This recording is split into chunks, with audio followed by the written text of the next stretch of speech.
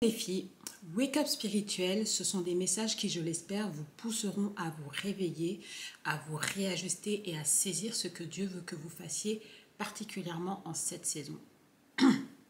J'avais fait une vidéo l'année dernière qui s'appelait Il y aura un tri, je vous mettrai le lien de la vidéo. Et en fait, je vous expliquais en fait que le Seigneur, il allait faire un tri entre les personnes qui lui obéissent et les personnes qui ne lui obéissent pas et qu'il fallait vite se conformer.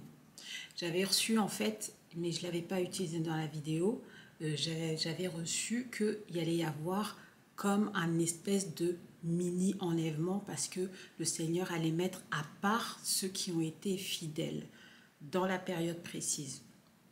Et du coup, je voulais t'annoncer par cette vidéo officiellement que c'est good, c'est bon. Félicitations, le tri a été fait et tu as réussi. Tu as réussi, tu as passé les tests. Tu es de l'autre côté. Maintenant, sache que tous les Israélites ne sont pas arrivés à Canaan. D'accord? Il y a des Israélites, par leur désobéissance, par le fait qu'ils avaient la tête dure, comme disait le Seigneur, ils ne sont pas arrivés à Canaan. De ce fait, il y a aussi des personnes qui n'ont pas été mis à part par rapport à leur désobéissance. D'accord? Ils ont été bien sûr rappelés à l'ordre, le Seigneur leur a demandé et tout ça de se réajuster, mais ils ne l'ont pas fait. Donc du coup, quand le Seigneur... Alors, quand les Israélites ont traversé le désert avec Moïse, Moïse leur a, à un moment, il l'a fait plusieurs fois, mais il leur a représenté les tables de la loi, en fait. Et à ce moment-là, il leur a dit quelles seront les récompenses pour les personnes qui vont obéir aux lois et quelles seront la sentence pour les personnes qui désobéiront. Et vous le savez, là, on est dans Deutéronome 28. Ok, donc allons dans Deutéronome 28 pour voir un peu ce que la parole de Dieu prépare aux personnes, a dit sur ce qui arrivera aux personnes qui obéiront au Seigneur. Donc, ça fait du bien, franchement, je vous promets de lire Deutéronome 28, d'accord? Ça fait du bien. Pour moi, c'est vraiment un passage clé dans toute la parole de Dieu. Donc, quand vous lisez, c'est assez long, hein, toutes les bénédictions, mais voilà, la vérité c'est que, comme je le dis et comme le stipule le titre de la vidéo, c'est que tu as réussi. Donc maintenant, regarde quel est ton héritage, regarde ce dont tu as droit. Donc la parole de Dieu a dit, je vais pas tout lire, je vais sélectionner quelques endroits, mais vous pouvez ouvrir vos Bibles à Deutéronome 28. Alors si tu obéis à la voix de l'Éternel, ton Dieu, en observant et en mettant en pratique tous ces commandements que je te prescris aujourd'hui, l'Éternel, ton Dieu, te donnera la supériorité sur toutes les nations de la terre. D'accord? Déjà de 1, si tu obéis, tu as la supériorité sur toutes les nations de la terre. Voici toutes les bénédictions qui se répandront sur toi et qui seront ton partage lorsque tu obéiras à la voix de l'Éternel, ton Dieu. Ce qu'il faut savoir, c'est que, avant de continuer, on est dans un cycle en fait. D'accord? On avait commencé en décembre le programme de prière Moving Mountain. Et en fait, déjà là, c'est vraiment le fait de déplacer des montagnes. Et le thème, c'était Seigneur, ferai-moi un chemin. Et ça, c'est vraiment l'idée que le Seigneur, comme il l'a fait dans la mer Rouge, il a séparé la mer en deux, ou comme il l'a fait avec le Jourdain.